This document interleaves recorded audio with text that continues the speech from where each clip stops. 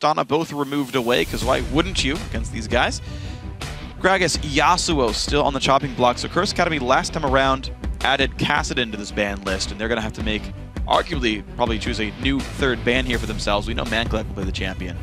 So what do they add to the mix? Do they care about Haunter's Lulu? Oh. Wow, interesting. Manclad doesn't want to play it. Get out of jail free on that one.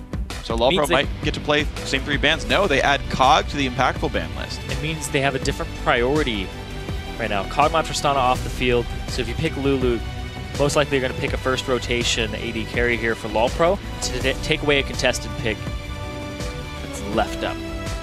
Well, I think about it though, and I don't know what else is on Heartbeat's pool that's so heavily contested. I don't think you've got to like rush pick a Corki. He could and say, hey, you know what, let's bully the lane instead of trying to pick 2 hyper carries, and you go for the big lane bully everyone's playing in Corki. That could be fine. I think there's a good chance you grab Braum here because he's just so strong, but it really depends on what LoLPro's plans are. Like, there's so many ways they could go that I can't easily predict here. You have to pick up... Alright, they're going to go with the Braum. That's going to leave Bunny Fufu with Thresh. And also Saint. Now, if he picks Evelynn, Elise is better in 2-on-2 skirmishes than Evelynn is, for sure. Yeah. So the fact that he's going to be able to kind of dissuade that pick by picking up the early Evelynn is pretty big. So let's see what they go for. I do like the fact that Heaventime went back to his Elise, though. He played so much of it leading into this game. The fact that he went for Rengar, wanted the Rengar-Ori combo, it didn't pay off. I like going back to things that did work for them when they were winning games. So one smart adaptation there.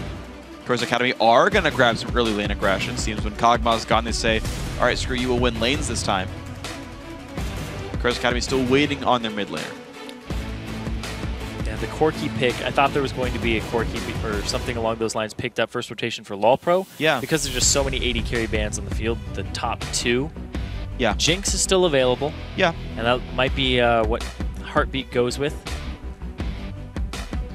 And keep in mind, actually, Ziggs was banned around last time, actually, wasn't it? I forgot about that one. That was a Curse Academy ban, if I remember properly. So I don't know where I got the Kassadin from then, or the rest of these, because I remember seeing Ziggs banned, right? Unless that was that LoLPro that banned Ziggs away. So I'm like remembering the bans back, and I was like, I could have sworn I saw Ziggs getting dropped. I think it was LoLPro that banned Ziggs, because I think Curse Academy ran the same 3 bans. Lod's going to get this champion potentially, which will set them up in a very different situation. Very high burst now for LoLPro. Ziggs Bomb, Jinx Rocket. The chance for resets for Heartbeat is pretty high. This could be the makings of a very good team. Depends on their top lane, though. There's a lot of Wombo. Yep. Here. They didn't go with an Orianna to suck people in for the Super Mega Death Rocket. Instead, it's going to be a Mega Inferno Bomb, Super Mega Death Rocket, and also having the Glacial Fissure on top of it. Then they have Elise to just have some early game pressure to set up the lanes. We're going to have to see what they go with on Curse Academy, but last final pick here for LoLPro. There's a couple of things that could fit into the composition, but we'll have to see what they end up going with, because they won't have the Lulu. They're going to need something else. Well, looks like Curse Academy going to make almost no new choice here, unless they were basically forced to. I do like staying with what worked. I also do like sometimes making big tweaks in Game 2, because your opponent's like, prepare, okay, we're going to fix all these mistakes, and you come out with new things they're not ready for. Sometimes it'll throw them off, and you've got the extra game to lose in the first place, but Curse Academy going to stick with what worked last time. And they think Chris can definitely dominate with top Lulu here, so Team LoLPro to fit their comp together. It looks like they really want to team fight. So, do you split push against Lulu and hope that works, or do you have someone who's going to readily pull himself in and be part of that 5-on-5 battle? Well, Lulu is most effective when you're grouped up in a team fight and you're helping somebody else. That's usually where she shines. Yeah, true. I mean, if you get the Lichbane second item, then you can take down some turrets pretty quickly. Yeah. But I think depending on who they pick in the top lane here, it's most likely going to be a Lulu that shows up to the fights and plays that style for Chris. I mean, for LoLPro though, I'm like thinking what their choice is now against this, because you know Curse Academy have stuff that's worked so far. You could go ahead and play Rise. Yeah. You can group up for the fights. They're going to go with a frontliner. Yeah, Mundo and Shyvana would be the 2 that I could think of. Mundo's actually seeing a lot more play recently, especially against Lulus and AP-based compositions. They may get a Morello on, but it's still not a huge deal. It's this weird mix of synergies and anti-synergies, because as you mentioned, right, Morello Nomicon is such an easy buy in a top lane a top lane mage, And you're like, oh, but these Grievous Wounds are so easy to grab. They're going to run Ignite in the mid lane. Oh, woe is me, I'm Mundo. But at the same time, the thing with double AP comps is they're burst focused and pretty low sustain damage, especially a Corki in here for AD carry. There's not a lot of sustained damage. So if Mundo survives the front wave and then goes lol ult regen, suddenly your life is pain and Curse Academy can't get through him. So you're right, I do like the Mundo pick here. It does make sense with the double AP team. We'll see how Hauntzer does in the matchup. He was going to win this fight without jungle intervention, but Saint made Hauntser's life miserable. We'll see if that happens again here in game 2. Another big thing with that, too, is you talked about the Corki. There's so much magic damage here for Curse Academy's composition. At LoLPro, they're in a really good spot with that Mundo in the top lane. As soon as he starts getting the Spirit Visage, going to be first item rush, no problem. Then he stacks on a Banshee's Veil, maybe a Warmogs. He just keeps stacking on magic resistance, and then he's fine. He doesn't really have to care too much about the Corki damage. And the cool thing as well is this works for Elise on top of that one. You can just finish your Golem or Spectral Wraith and go right into Locket and have no qualms about that whatsoever. And you have pretty obvious build paths and very smart build paths here that can really ruin the mid game of Curse Academy, which is where they've shown the most, actually. Curse Academy got their lanes ahead, but then made play after play after play, picking up Dragon, setting up Baron. And if you cut that off by being unkillable, suddenly you've got a much better chance for LoLPro, who I felt were playing largely well as a team until late game when they started falling apart just because they were so far down in gold. I think the early game had a lot of hiccups for them. The first blood, then the fact that the top lane too far up, blowing flash is very haphazardly, not taking advantage of the fact that Man Clouds had his summoner spells down, bullying him. There's a lot of different things here they didn't take advantage of. They didn't kind of leverage the pressure or the little pressure points that they were given. They didn't push on them. Instead, they were like, all right, you know what, we'll wait until later. But, oh, we just got completely just stomped halfway through. It's a very hard position. LoLPro, guys looked a little bit bad at the end of the first game, and maybe just because they were so far down in gold, but they've got to regroup right now if they want that bye in the postseason and guarantee a top 4 finish in the playoffs. Of course, top 3 will make promo tournament, but it gives them a pretty good shot if they can make it here. So, LoLPro looking for the comeback win. They need 2 straight victories here. Yeah, that's a big thing, and I actually want to talk about it, is that the teams are just walking out right now, is the fact that both these teams are in playoffs, but a first-round bye means you are at least in the top 4, and 75% of the teams in top 4 make it. Only one of them who loses a 3rd, 4th place match ends up not facing an LCS team. So consider first-round bye. Chances are pretty damn good. I'd buy a lottery ticket on that one. Yeah, 3/4 is pretty good odds. And I mean, think about it. It's just fun to think about the brackets as well. With Coast already getting the first bye, we know they're going to be top 2. We basically know that one of Coast or LoLPro or Curse Academy are going to be in the promotion tournament. 100% one of those 3 teams will be in the promo tournament. Maybe all 3, potentially. Maybe 2, maybe 3, we'll see. It just depends on how it all shakes out. But you're going to be seeing more of those teams. You're going to be seeing more of Team 8 as well as Wasabi Gaming. See them in a quarterfinal. Look at that. Both teams just walking through each other's jungles, putting down all the wards. But LoLPro, they walked over a ward from Curse Academy. Where's the setup? They all might be right on top of this blue buff. Oh, it's the hook! Look across the wall in Heaven Time. There's got to be real careful. First blood goes over to Corki. Curse Academy were there the whole time. That single ward that was placed over in the Vision game was so good by Curse Academy. They end up picking up a first blood again in this matchup. The level 1 outplay strategically so good from these guys. And of course, keep in mind, they can go for some damage on a Hauntzer there. He's going to lose some health as well. Heaven Time just getting back to the lane. Curse Academy don't commit for it. But of course, there's no spot on the other side. Yeah, that's true. But Heaven Time, he has to get up here. He also has no flash. So that little 2-on-2 skirmish, if it ever happens, having that flash is pretty important. Maybe not able to chase down St. Bitch or anyone else. Chris will TP in on this top lane. Plenty of consumables now in the inventory. Of course, you can ward against Elise, so he'll have that sight ward for himself. Hauntzer did pretty much the same thing, TPing top lane. Now the 2-on-2 looks like a very large wave here for Curse Academy. They're going to be level 2 pretty soon. Yep, there it is. Ooh, that was nearly on to Braum. That was close. A little bit earlier than you would expect because of the first blood. Impactful miss 2 CS. Ooh. But he also got first blood, so it's all good. Yeah, 7 I feel like you're CS okay. up. I want to see how he cashes that out, actually, because you can go for the early recall on Phage, and you know you're going to be an item ahead of Heartbeat, who's going to have, like, if he recalls, a Doran's Blade.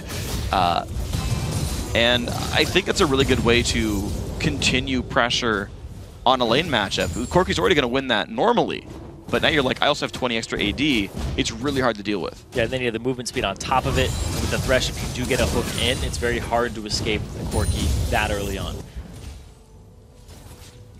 Already forcing him under the turret. Jinx actually one of the better turret last hitters, though, so that doesn't necessarily deny very much. No. Heaven time spot out by a ward by ManCloud. He has to back off. This matchup here, First Academy can take it home, or LoLPro even up the score. Let's see, they do have some good wave clear here, and Wombo combo in their composition. But the fact they already gave up a 500 gold lead to Curse Academy might just be tellings of basically a repeat of last game. Well, absolutely. I mean, level 1 first blood's always a really rough thing to deal with. Curse Academy keeping the pressure on. Is worth pointing out, Hauntzer's doing well against Chris so far. Hauntzer did, honestly, again, aside from St. Vicious, reasonably well in the first game on top of that one. So that is one matchup I feel LoLPro can continue to rely on. And Mundo is, of course, a great, reliable champion to have. He's going to keep putting out damage in fights. He's going to be hard to kill. So maybe LoLPro can wait it out. Their actual late game in general is also very strong. So if LoLPro are able to be a little bit patient, you know, not fight dragons they shouldn't, this could be a game that LoLPro can win just by waiting around and not giving up any advantages. Look at all this vision control here. We actually heard Kez talk about it. He rushed a Sightstone's second item after his jungle item on Evelyn. Yep.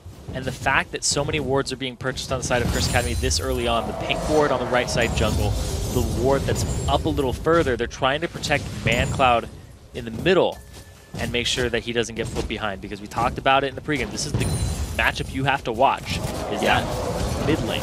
Whoever gets ahead has a huge edge coming into the later game. And we saw how much ManCloud did with that lead as well. The gigantic roams making kills happen. There's a double kill bot lane because of ManCloud coming down there, as well as a bunch of turret pressure. So yeah, it's a thing to keep in mind pretty heavily on both sides. But Saint looks for the top lane right here and says, you know what? There is no Elise around. And this a cool thing as well with high-level jungle style, which is you can play a game where you're saying, you know what, my lanes are all winning. If we just keep the laning phase going stable, we'll grow a giant gold lead. And if that happens, your goal as a jungler is often to just keep tabs on the enemy jungler. Right? Saint's goal can just be find Heaven Time at all times and dare him to battle. Right? Be around for every counter gank. Keep all his jungle camps down. Keep him under level. Put wards in. And then you keep your team safe by this sort of preemptive counter jungling, or preemptive counter ganking almost. Look at that. You just wasted like 5 seconds trying to repel there. 5? Close. A little bit of an exaggeration there. Okay, 2 or 3. Whatever the repel time is. I said about. Okay. Or like. Rounded to the nearest 5th. Why not? Heaven Time, though, does not. Oh, now he does. He walked by that ward, and out goes Chris. He's like, whoa, guys, I'm out of mana. I'm going to whimsy this one. Heaven Time can't get anywhere for that one. Yeah, the ward coverage is just too good. He gets him. That hook, though, is pretty awesome. Foster Bomb blocked by a shield there, and it's impactful. Trying to do what damage he can. Buddy Poof's on the other side of this one, so there's really nowhere for anyone to go. First kill picked up. Now Patoy forced to run. I'm not sure why he waited around so long, though. Second hook comes in, and oh no, Patoy, you are very much a dead man. Bunny Fufu claims a kill on that one. You gave Bunny Fufu Thresh. You're going to pay for it. That brilliant hook there with the directional fake out of Thresh. But oh, Haunzer top. Ignite is on Haunzer. Just barely lives, though. Heaven Time a little bit too late, but the roam all ready from ManCloud. Didn't need a kill. Didn't need to do anything, but just decided to leave his lane and show up. Yeah, he went for the roam there, and Laud was a little bit behind him, but couldn't contribute to the fight at all. And actually, I want to go back to touching on the bottom lane here for a second, because the hook comes out, and there's just so much damage on him, and it looks like Heartbeat actually wants to go and take the Lantern, or fake out Impactful into clicking on the Lantern and taking it instead. Yeah, that was strange. A little bit of an overstay. And the thing on Patoy and Heartbeat is that they haven't played together for very long. They're both new additions to this team, despite being in this environment for only about 3 weeks, at the longest for, I believe, Patoy. Heartbeat is a very new addition. He's rarely scrimmed with them. I was talking to him a lot, and he's like, I was like, is he good? And he's like, I don't even know how he fits into the team yet. Because they just haven't had enough time yet. Yeah, and it's unfortunate for the team, but of course they made the choice themselves there. They think it's going to be worth it in the long run, of course, as we talked about, they are in the playoffs. So if they can improve their roster or improve their synergy over time, then, well, we'll see better things from them in about a week's time. But actually, yeah, we'll see them in the third place match or the finals in a week's time. So for sure, we'll see their next test soon. Hook not quite going to land. No gank yet for St. Vicious. Now, we are seeing significantly less pressure out of Saint, but again, he's keeping things from happening. Now he's going to show up. Heartbeat's got nowhere to go. Kill picked up. Patoy, only level 4. He does have Flash and Exhaust. I don't think it's worth using it, though. Wow. So I'm sitting here and I'm thinking those might have been some next level mind games. I think Bunny Fufu might have walked up, give him a little bit of the benefit of the doubt here, throughout the hook, because it didn't look like it was going to hit. And as a Thresh main, you know that one wouldn't hit unless they kind of like juked into it, which was strange. Threw it out so that they thought the pressure was relieved. Came back in kind of in like a power vacuum because they knew that the hook was down. And then he flash flays. Exactly. It's a huge setup there. Lod going to try to go for the steal here. Does he get it? Ooh, close, but a little bit too early. St. Vicious going to walk away pretty happily. Look at that. Again, gets a ward down in the enemy jungle before leaving and saying, well, now I'll heal up, but I'm going to track Heaven Time some more. Yep, have a little bit of a present here. 5-0 first Dragon over to Curse Academy. Not a turret. Knocked down yet. I feel like either side. Yeah, but I feel like I've seen this before. It's LoLPro without a kill, without a turret, without a dragon pretty early on in the game. Whereas Curse Academy is on the scoreboard in most of those metrics. So whoa, the early game keeps going Curse Academy's way. Heaven Time's going for an invade here off of, I don't know what is triggering this. Because usually when you go for an invade, you have the information you need about the enemy. Maybe it's because St. Vicious was back. Yeah, but it was off the dragon. The fact that ManCloud is also in that area and he still has enough mana to contest this. He still has his ultimate and his flash available. It's a very, very risky move, and they didn't have complete vision of the area either. The thing is, that's the type of invade that's supposed to work. Like, I remember casting a bunch of games, it was specifically an EU Challenger, actually. A lot of the teams that are going to have to play the tiebreaker or, you know, around 5th seed, they would lose an objective, but they would just show up and go steal your blue buff because they knew there's no one around to stop you. And that was a 2-on-1. Like, ManCloud warded, and they said, never mind. But that was realistically a stealable buff. Well, Chris came down too. So it was a 3-on-2? Yeah, but I feel like, I don't know, like LoLPro, I feel like are giving up so many advantages here. Like, I know they're a late game team, but you still got things that you can do based on numbers leads, especially because all the kills are only on Corki. Like, this gold lead is purely in the bot lane. It's nowhere else in this game right now. 2-on-2. Well, Hanser's going to have to back away a little bit. St. Vicious takes a whole bunch of damage. Nice ulti comes across. Chris, does he want to stay in this fight? Well, Heaven Time's not happy with that one, though, and Saint does stay alive. Oh! Ulti not going to do much either. I mean, Hanser left that fight so early, yet despite having plenty of health still around, Heaven Time kind of got baited in there. Wow. That was very, very close for St. Vicious, about twice between those two ultimates. But also at the same time, the Cocoon didn't hit from Heaven Time. If he could have stunted that damage output for just a couple of seconds, it would have been possibly enough to give Hanser courage. Well, Chris Wansis has a red buff, has the Glitterlant slow. One shot, might have to flash auto attack. The red buff's going to be enough. Chris takes the kill. Hanser there a little bit too long. First item, Morellinomicon. Yep. Gives himself the CDR that he needs and the healing debuff. Not that big a deal, but the red coming up big there for the slow. Yep, takes it all down. Hanser does have teleport, but he's got 12 seconds on the revive, so this whole wave is basically going to be gone by the time he shows back up, and Chris says, you know what? I could do some real turret damage here. Yeah, he's going to go for it as well. At the same time, St. Vicious, he's visiting this bottom lane, TP up top, so they know that's not available. There's Hanser. He's going to get 2 CS here. The 2 casters go down for him. But Saint is basically making sure... Look at that ward. This is so good by Saint. He's taking his time to get ward control down, to spot the enemy jungler, to look for where ganks and counter ganks might come from. Sees Patoy, does get seen there. Oh, W too early. I don't know if it's going to be too dangerous for him. Ulti's going to come out. They're really wanting this one. LoLPro go in. Repel's going to land. Can they get the auto attacks down onto St. Vicious, though? Ulti comes back to the counter attack. Exhaust is on. Patoy forced to jump away from this one. And ManCloud, he wants in. Using his ultimate. In range for the charm. Good flash. Just gets LoLPro away. But they're going to lose 1,000,000 gold onto the turret and a couple of summoner spells. Yeah, Patoy with the flash and the stand behind me to get out. ManCloud with the aggressive plays. The jukes from Fog of War. Yeah, it's good play. It's good game sense. Very good game sense. That was 4 summoners and for 1, that bottom lane fight. It was no kills at the end of the day. Both Patoys, Heartbeats, and Heaven Time's Flash for just Saints. That's definitely a worth there. And that's going to be a kill, because you're now 3 flashes down. So next time Evelyn shows up, you're not getting out. Yeah, next dragon as well, which is in 2 minutes. There might be a big fight, but LoLPro, they just keep slowly but surely getting a gold lead creeped up on them by Curse Academy. It's just getting bigger and bigger. Yeah, I mean, Curse Academy is, ooh, that's going to be on a heaven time. Bunny Fubu does not want that. Not going to hop through the forest just yet here, but ward coverage getting removed. Curse Academy making these guys fight for every objective they want, but they keep the blue buff inside that brush. That will go maybe to lot. It's healing now. They leashed it too many times. It's reset all the way. That was They got it now. wow. There we go. It takes you as long to do a blue buff as it would a dragon. Thanks the dragon wasn't up. Yep. Looking at some problems there. So this is the Curse Academy style, actually, is they are very focused on keeping a laning phase going. Like, Curse Academy could very easily have taken this outer turret if they wanted to in the bot lane, likely in the mid lane as well. They're keeping outer turrets up specifically to keep trying to outplay you in the laning phase, to keep getting the ganks in for St. Vicious, which are actually working at this point, 4 assists on him, and to let the roam plays happen a little more easily. They want this map stretched out towards the river, so that they can keep picking you off for kills. Man, I'm having some flashbacks to Season 2 before Worlds, when everybody was like, all right, don't take the turret. Remember, people would rage at you for taking the turret. Why are you taking my turret? Especially as a jungler. I'd show up to the lane and be like, let's push this. They're like, whoa, whoa, whoa, why are you taking my turret? Don't take my turret. This is nice. All nice the time. Yes. And then TPA came in, and it was like, why are they taking the turrets in 5 minutes? What's happening?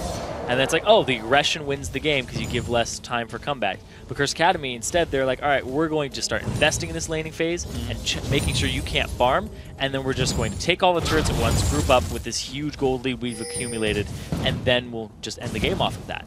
So it's a different style here, kind of harking back to old times. That's the difficulty, though, is basically Curse Academy, for their roams, they get a kill when they get a kill. And that's all they get. Oh, damage, ignite, that's a kill. There you go. Man clouds don't look at explosions. Nope. Walks right away from it. Has nothing to do with it. And Chris. On the roam over towards Lod. Good satchel charge, though. Minefield's going to push him back as well. Now Curse Academy are going to cash in a little bit on turrets here. Yep. Of course, pushing against the Ziggs is a bit difficult, but bottom lane outer finally does go down. Big wave there. And Curse Academy turn right around for Dragon. They get this one for themselves pretty easily. There's almost nothing in the vicinity. There is a Super Mega Death Rocket if he wants to throw it. It doesn't look like it's hitting him out. Down it goes, 16 minutes in. 8,000 gold lead Curse Academy. Ziggs bomb down as well for a couple of minutes. They're averaging about a 500 gold lead every minute. That's a lot. Yeah, if the game keeps dragging out, LoLPro almost has no way back in this. They almost have 150% of LoLPro's gold. That's a gigantic margin there. Yes. Hanser hitting a bunch of cleavers, though. Like, that was like 3 in a row that were like weaved through the minion line, which is really cool, but he's actually also keeping up in the matchup. Hanser's Mundo is working great against Chris, despite being the one who's been in gank. Saint's got to be careful. Heaven time battling, but down a level. Elise having a really rough time here. Get some help from Ziggs. There's the ulti in from Lulu as well. And who's going to win this battle? Hanser in the front lines. Lod's got to be careful of Mancloud there. They are trading back and forth, but the Jinx Rocket might push him back. They trade junglers here on this one, but Hanser forces a flash away. The Mega Inferno Bomb takes up 2, though, and LoLPro finally get signs of life. Oh, Lottie, he just picked up 2 kills so easily there off the back of it. It's up 3 for 1 in the overall. They have to focus on this bottom lane, though. They do get the blue, and there's some little signs of life here for LoLPro. But, oh man, they lose a turret in the bot lane, and Bunny Fufu gets control of the jungle. But they do come up pretty big, considering where they were before. Well, again, keep in mind, all the gold for Curse Academy, like the large reason for this lead is that bottom lane. It's a 3,000 gold lead on the AD carry, because all the ganks tended to work there. He was getting all the last hits. He's getting ganked. He's getting collapsed on. Good luck. Little Lance is going to hit. Lod's got nowhere to go. He's got basically no health either. Impactful. Actually not going to land the rockets. That's a Valkyrie in. There's the big one getting dodged. The dodge, the weave. With Whimsy, he's fine. Oh, he went around. All right. Picks it up. He's going to be okay. Gives the doubles over to Impactful. A little sign of life there. Yeah. The LoLPro just gets snuffed out so quickly. There's a good rotation there by Impactful as well to show up off the bottom lane there and flank in on the Ziggs. So Curse Academy now grouped up with Ziggs off the map are looking at this mid lane. That goes down, and here comes the turret pressure. Heartbeat 60 CS down on Impactful. Impactful just zoned him out during all of the laning phase. Now he's grouping up and saying, I have this huge advantage over you. We saw him chunk in the laning phase. He has an entire Infinity Edge up. Yeah, sorry, margin. Trinity Force. But look at this engage. There they go. Big damage up on Toy, but they're going to go back onto Impactful here. Heaven Time, though, losing a lot of his health bars, and Impactful's got to run from the bomb. Oof. Does get out. St. Vicious, only one to take any damage there. Curse Academy not quite claiming anything off that. Just that one outer turret when Ziggs was gone. Hey, when you have Ziggs, it's very hard to siege up. And crack those turrets. So Law just doing wave clear, almost getting Impactful there, but he's got another big wave of CS for him. Just a huge lead over Heartbeat. Heartbeat's really far behind. Really far. Yeah, and that is unfortunate for the new pickup. He's doing what he can, but hey, the Corky lane bully got picked up. Impactful and Bunny Boo Boo played it awesome, and lo and behold, Saint ganked a couple of times, and well, that's what happens there. Heaven Time still really not having a great series, though. I know he's a great player, but 2 really unimpressive scores in a row where I just don't see him do much. So there's some things here that we talked about in the pregame, where it was the full, almost AP composition here for Curse Academy, at least the magic damage that was coming out from them. Impactful is 5-0-1. He is a big threat in terms of AD now at this point in the game. Yeah. So your power spikes are actually a little... earlier and on the right people as well. I was going to say a little incongruent with what the enemy team would be building at this point. Oh, yeah. Because they're going to be building magic resistance to counter Chris and ManCloud. But then you have to throw in an armor item at this point. Hauntzer, he's got his work cut out for him. Because he's actually not as tanky as you would expect him to be against that Corky. ManCloud can't stay for the pink ward. Yep, Patoy puts the shield up, says, don't you even dare try to sweep this one away. So LoLPro get pink ward control for a short time, but they are basically just scrounging what they can for rewards, trying to keep something up defensively. Ziggs ulti going to stop pushes, so they are buying time for themselves. LoLPro do have some great late game, but reaching there is the difficulty. Now, fun little fact there, when you throw up your Unbreakable as Braum and you're on top of a ward, and they click the ward, it still redirects to you. Yep. So they can't kill a ward if you're on top of it and they're ranged. You have your Unbreakable up. Unless you're Kale. Yep, that's true. Only champion, I think. Thresh 2. Yeah, projectiles. Yeah, I think they're only non-projectile range champions. I'm pretty sure Vel'Koz would get blocked. I actually don't know about Vel'Koz. He might also be like a laser, you know? I don't know. Because I don't play enough Vel'Koz to know. Now I just feel bad for bringing it up. I'm like, hey, here's a thing that I don't know about, but, you know, for what it's worth. Hey, food for thought. Yeah. You made all those people out there think. The Vel'Koz mains are like, oh, my baby. But is it real food or is it fake? It's fake food. You're thinking about it. I'm giving you fake food for thought. Patoy takes big damage, though. The shield comes out. He runs back to Heartbeat. Says, you know what? You take the rocket. Heartbeat says, all right, I'll last at some minions, though, at least. Hauntzer getting pushed around, still under this turret, but he's got great CS. They go in towards Lod. Big damage does land the charm. The Jinx rocket is going to be enough to take down ManCloud. No, it's not. And now they're going to find another kill. Patoy goes down. Hauntzer is tanky, but does he have enough damage? Heartbeat trying to help. Gets hooked up, and they go for this one. They want Heartbeat dead. Looks like they will do that successfully, but Impactful's got to be maybe careful of Hauntzer. Flashes in for the lantern, gets to it, but there's Heaven Time. Trying to chase on in. Hook's going to hit a Spiderling, so that is a kill picked up. Shield to Impactful. Heaven Time going to trade kills for that. Finally onto the scoreboard a bit better, 3-5-0. It's 2 for 1 in the overall. So LoLPro, you know, at least they're getting some kills for themselves. It was a prolonged fight. ManCloud almost went down, but Chris had nothing to do with that fight. His Wild Growth's still up, his Flash still up, so he'll be good for the next part of it. Still hit Lod with the charm on the backside. That was really big. And the fact that ManCloud didn't end up dying, even though he was burning, Patoy just gets shredded by Impactful. And this entire time, Impactful's damage, he just chunks Heartbeat. In pretty much a heartbeat, he's gone. Hauntzer getting chunked down, but then he pops his ultimate and just gets back to a healthy point. Whereas Heaven Time, Spiders came up big there. Yeah, they took that rocket for him.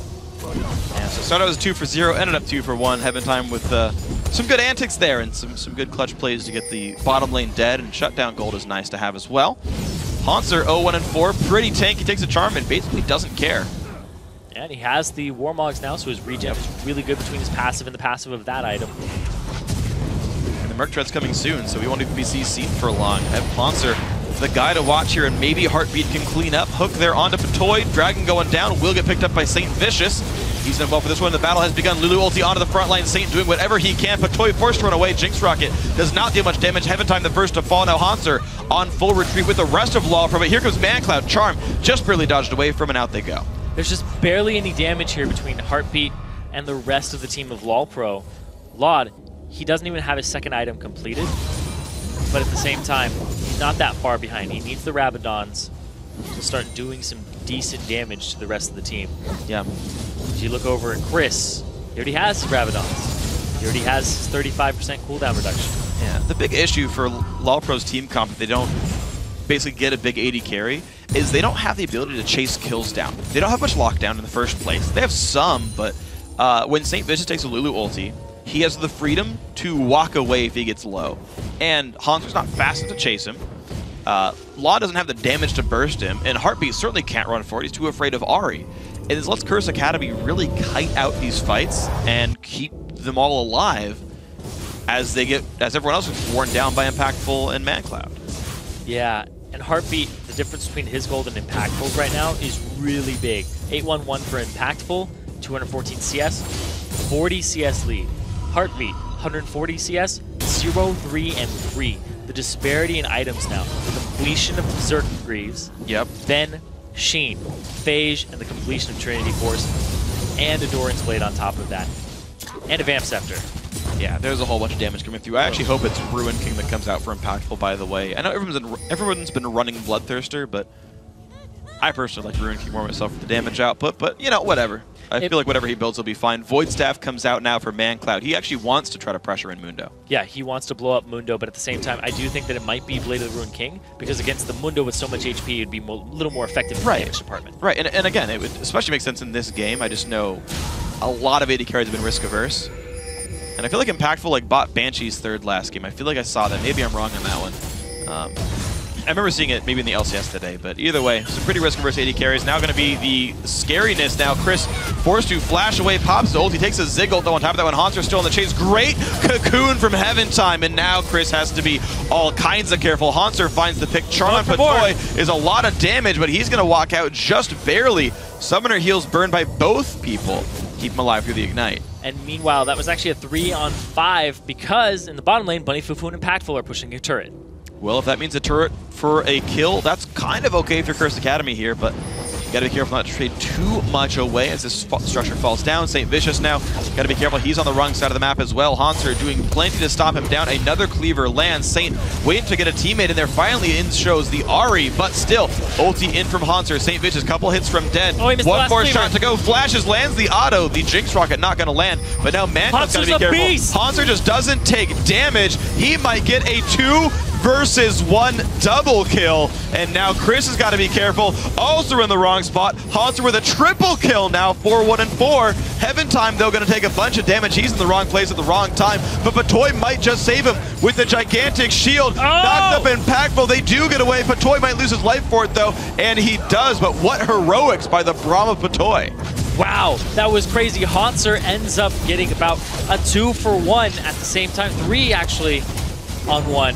And he ends up with 2 of those kills pretty much solo. They do get the Barret, but they lose the inhibitor because of this push from Impactful, who was one of the biggest factors I talked about in taking down the Mundo because of his build.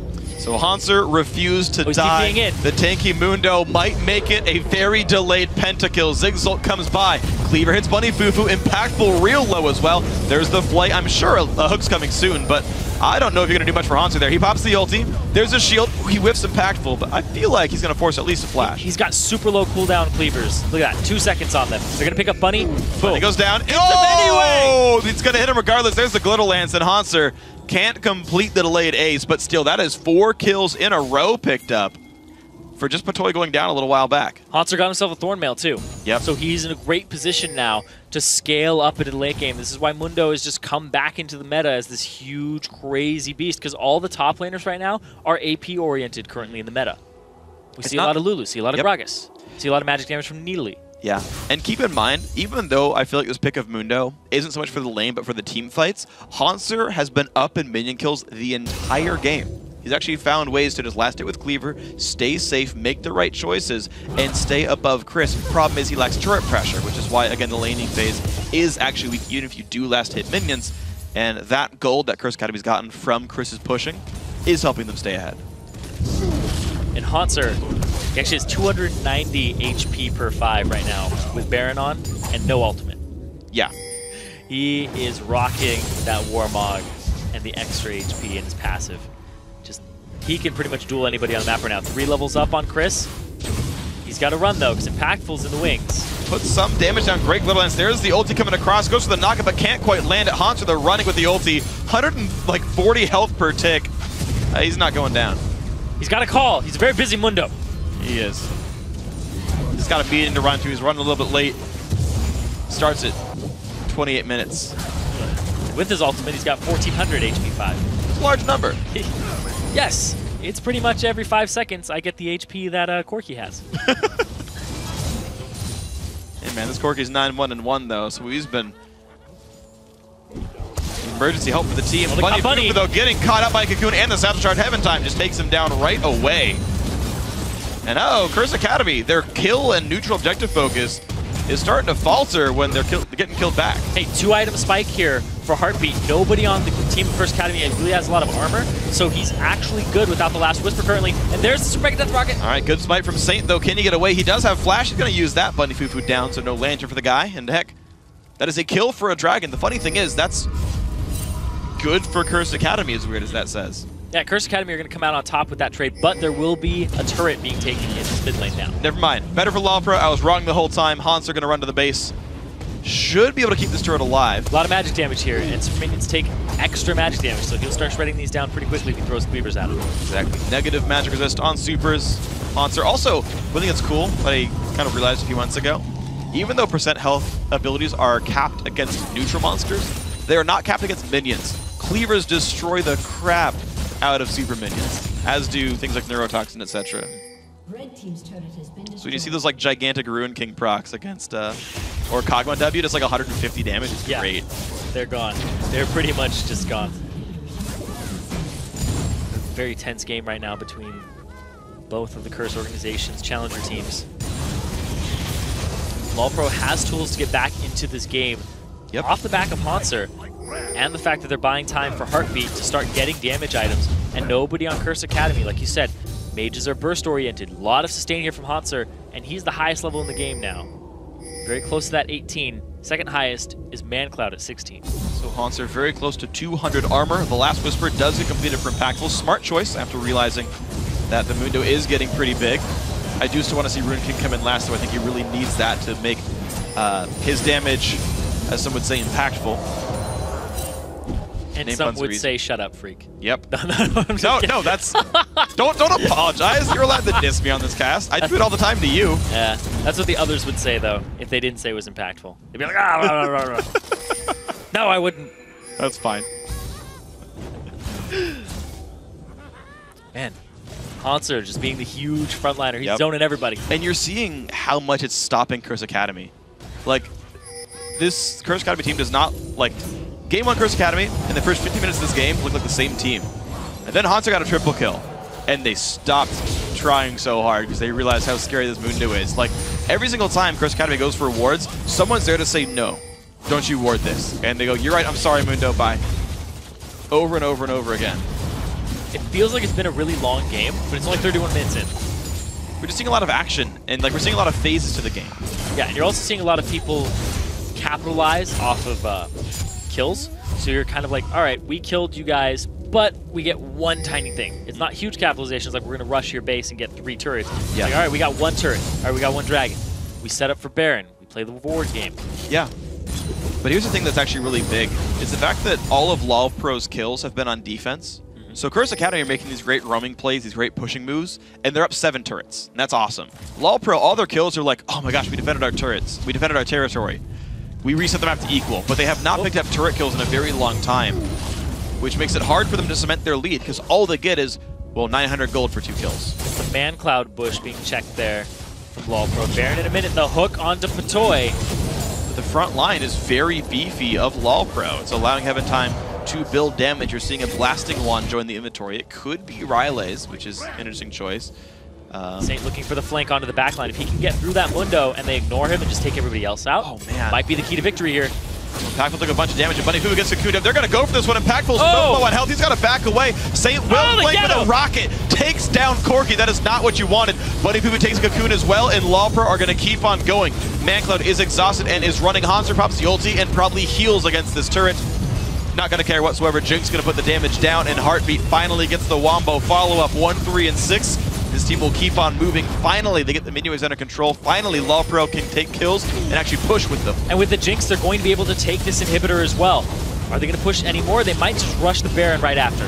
They've got a minor minion wave to keep them occupied in the mid lane, and out they go. Baron is the target here. A great ward on the retreat, and this will cement their comeback much more closely. They're down 7,000 only right now. Close to 5K after this. Are they going to set up a bait? There's no way Curse Academy should check this. I feel like they should just go for the inhibitor in mid. And they might go for just that. St. Vicious off on the side. Baron isn't actually being started up yet. LoLPro are really pensive there. They could have rushed this down 100%. Whew. The fact that Saint was in the wings, though, gave them a little bit of hesitation. No impactful, no bunny foo-foo. Instead, they're just going to wait for those guys to back, clear that top wave, and then they'll be able to re-engage this. Super Mega Death Rocket once again available. That last fight, getting impactful off the field almost immediately with the Super Mega Death Rocket and the Mega Inferno Bomb was huge. And that's the worry of being a mid-range AD carry like Corki, who has to land auto attacks to do his job because Mundo's just too big to die otherwise, is it puts you in range of champions like Ziggs, players like Lod, of hitting you and doing some initial damage and saying, hey, check yourself or your life's going to be painful. The fact that there is no locket still for St. Vicious. He's itemized his own stats over, an aura. You've got gigantic magic damage dealers. Ziggs, Elise, and Mundo, all very relevant magic damage, but no locket for the... Oh, sorry, it's on Bunny. I'm stupid. I'm just like, the entire point is ball. Oh, they caught Heartbeat. And that is not good, but he's going to get away just barely. And now St. Vicious in the front line, taking a bit of pain. Jinx Rocket comes out, but doesn't do much damage. Heaven Time forced to run away. Hanser still tanking up in the front lines, but forced to run away maybe soon. Heaven Time just flashes away, but now Hanser, look at that one. He's safe. He's good. He's safe. He's out of there. He was regenning so much without even his ultimate up. I thought he blew it at the start of the fight because Impactful was auto-attacking him, but was doing nothing. Look at how healthy he is once again. You know what's funny is the total damage dealt in that team fight was probably more from Curse Academy. Oh, yeah. Problem is, so much went on to Hanser that's fairly irrelevant. And there's the Mundo in a double AP. He had that one amazing battle where he got the triple kill, and it pushed him so far ahead. Curse Academy can't deal with him. There's no Void Staff still from Chris. There's no Death Cap still from ManCloud. And those are items that I feel like are required to break through this Hanser's Mundo. Yeah, the lack of a Void Staff on Chris is pretty big, but at the same time, ManCloud has his, but his AP isn't as high as it should be. Hanser, he has so much magic resistance right now. Oof. 200. Yep. And the way these battles work is interesting because Mundo cannot force you to hit him. He is moderate threat, but not super high threat that you have to go for him first. The problem is Curse Academy can't really reach the back line. ManCloud has to give so much respect to Cocoons and everything else that he can't just go for Heartbeat. And Patoy blocks it anyway with his shield. They went for the top turret here from LoLPro. That leaves their bottom inhibitor exposed. And the mid lane potentially as well. Chris and ManCloud, of course, have great wave crew, and the team is coming in. LoLPro, late recalls from the AD carrying support. Hanser Patoy are going for a flank here. And actually, the vision is on them. They know that they're around there. Oh, no. They could get picked up. Bunny Fufu going to walk right onto that guy. Hooks going to land. Hanser barely even gets CC'd for any time at all. Patoy going to land the knockup. They're just bursting him out. Just unimpeded damage and Impactful can burn him down. Hanser taking the wrong way into that fight. Their ticket back in was just ripped up for a second there. Yep. Going to have to go ahead and get those pieces back up. Try to tape them together. Heaven Time, do you want to look for the steal? There is no way out. You've got Repel, but no Flash. St. Vicious in the Baron Pit as well. Good harassment across. Heaven Time is going to go for it. He's going to go for the wrist, but doesn't land despite St. Vicious' great claim there. Heaven Time going to get ultied up into the air. He's got nowhere to go. Patoy will fall down to Impactful, and another kill comes through. Team LoLPro could lose the game off this call. Went for the Baron for Curse Academy, and LoLPro They're getting flanked now by Impactful. Got to be careful, though. Valkyrie If he dies, seconds. they can't close the game. There's a TP Risk from Chris. He wants bot lane. He's got a Lich Bane. Heartbeat and Lot are actually still pretty weak in comparison to where you think they would be at this point in the game. A lot of risk aversion, though, from Chris. He could get... Okay, he's finally getting the damage down. They actually sent the entire team over there for that one. Instead of pushing mid just yet, they could move across. Patoy dead for 12 seconds. Heaven Time dead for 15. Curse Academy. A lot of respect to Hanser. Looking for the chase. Looking for at least the poke on the way out. Oh, the cleavers keep on hitting. The slow swell from Jinx, and Curse Academy actually don't get the mid lane inhibitor turret either. They do get a 10,000 gold lead. And they are safe to walk on back, pick up Dragon, and they can buy up items again. It's pretty much been a 10,000 gold lead all game. True. For Curse Academy. And their ability to close the game out has just been stunted by Hanser doing so well in that top lane. And just building appropriately against this team. That's really the big thing here, is that his build and the fact that he's double AP composition with Corki, who has a lot of magic damage. Yeah, but I gotta give credit to a lot of the guys for stepping up here. So obviously Impactful's gigantic. 11-2-1, he's doing great. Picks up a Quicksilver Sash as well, just to make sure he's not getting caught by cocoons. But Heaven Time has really, I think, stepped up a fair bit. He started the game, I believe, 0-4-1, and has come back to 5-7-2, which is quite the comeback when you consider he has all of basically one tank item, and he's trying to participate in these team fights now with the Void Staff and everything else. And he's really done a much better job now in this mid to late game here. And the rest of LoLPro, I feel like, are rallying around pretty nicely. And we'll see if they can keep this up and maybe get their way back in. Of course, in recent past, Curse Academy did get a couple of picks, and they got Baron, but maybe LoLPro can hold on here. Hanser's not there. Hanser's shoving the bottom wave out as best he can. He's TPing to a minion now. Cocoon on a Saint. Bunny gets a caster minion with his hook. Not nearly as important there. And right on the wings, not going to get the charm on a Hanser just yet, but there's the Banshee's broken, and there's the dive on in. Can they burn him down with the Ignite? They're trying to, and Hanser does fall first. Bunny Fufu in the wings, barely catches Heartbeat with that hook. That's a 980 carry. The Mikhails comes out too slow from Patoy. This will be an inhibitor. The flash hook not quite going to land for Bunny Fufu, but they've still made their way in. With Hanser off the field. Oh, the flash charm for ManCloud will claim Patoy in the back lines. Impactful has been life-stealing up and actually survives against Heaven Time. That's going to be Lot dying as well. This will be GG on top of this one. Curse Academy just have to take down the buildings to close this one out, but they will take the semifinal 2-0. They beat up their younger brother and put LoLPro into the third, fourth place match against Team 8. And Curse Academy, they're going to be here in person next week trying to take on Coast. And they're going to go for kind of an avenge battle now against Team Coast. He already took down LoLPro the last time around in the finals. Now it's Curse Academy's turn to take a swing at these guys. And hey, look, Curse Academy, a small falter in the mid game, but I gotta say, their early game is so freaking good, and their ability to keep the neutrals under control is by and large awesome as well. Yeah, every time we see Curse Academy, we always talk about how good their first 7 minutes of the game are. Even when it was a different Curse Academy That's team. true. It was like, oh, Rux's first 7 minutes of the game, his decision-making is great. Now it's a completely different roster. Sure. And Curse Academy's first 7 minutes of the game are fantastic. And they play it perfectly with the facilitation of St. Vicious, and also the fact in that late game, the targeting Hanser a little too far forward at one point, actually a couple points there, and then the flank and not being conscious of where the enemy team had vision was really the nail in the coffin there for LoLPro. And it is so hard to play from behind for like 25 Big minutes. props to them, though. Yeah, that was I mean, huge. They got a lot of picks back. They defended all the ward spots that Saint kept going for. You saw pick after pick after pick saying, if you ward this brush, you're going to get satchel charged or hit up by a Braum Q or something. So that was very impressive by LoLPro. Yes, basically exactly 2 missteps by Hanser. Otherwise, an almost immaculate game by him, and he put the game on his back as best he could. Unfortunately, though, for LoLPro, bot lane got really far behind. Heartbeat was always an item behind Impactful, which is a significant margin for an 80 carry.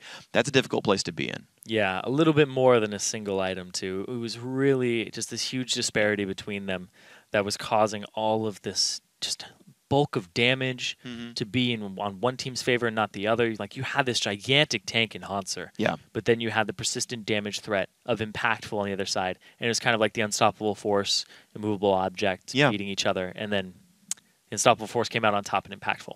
Yep, and that was really good. The Corki did great. The ganks all worked out, and it was thankful for these guys that all the kills went onto the Corki. They didn't get grabbed up by Saint or by Patoy, if I'm remembering the players properly. Nope, Bunny Fufu. There we go. That's what I was going for. But either way, right, just Corki got fed, did a great job, and of course a wonderful game at Curse Academy in a 2-0. So after today's matchup, the finals are set. Guys, Curse Academy advances to the Summer 2 Finals to face Team Coast live in Los Angeles after the LCS next Saturday, August 22nd. Second. Wow. I read two numbers there. And even though they fell short today, don't worry, I got you back. Team LoLPro will compete against Team 8 for 3rd place on Friday, August 1st. But before then, there is, of course, a super amount of LCS games to tide you over. On Tuesday, the European LCS kicks off the final Super Week of summer, when Gambit faces the Copenhagen Wolves and Rocket battles Alliance. Then the Copenhagen Wolves face Fnatic, Millennium goes up against SK Gaming, and Fnatic battles the Super Hot Crew. It all starts at 7:30 a.m. Pacific Daylight Time, 4:30 p.m. Central European Summer Time, with the LCS preview show that you don't want to miss. Of course you don't. And of course, with that, though, we've reached the end of our time together tonight. Before we go, I do want to say thanks again to our friends at Coca-Cola. And now for myself, Zirene, and the entire live broadcast crew, thanks for watching. Good night. GG. We'll see you in a day and a half.